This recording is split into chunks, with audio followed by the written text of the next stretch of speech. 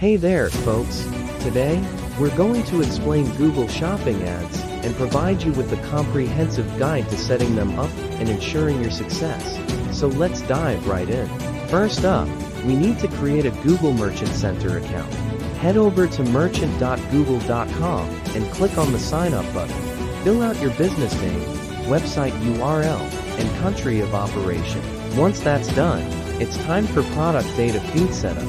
Choose whether to upload your feed manually or automatically via API. We'll be using the manual option for now.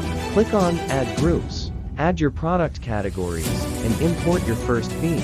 Make sure your products are visible by clicking on Products, selecting All, and toggling the visibility option to On. Lastly, pick your ads account for our shopping ads campaign setup. Now, it's time to optimize our campaign with bidding strategies based on ROAS, return on ad spend. You can also add negative keywords if you wish.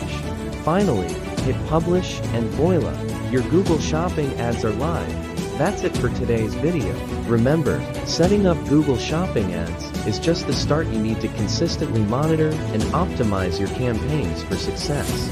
Thanks for watching, and don't forget to follow and subscribe for more helpful tips and tricks. See you in the next one.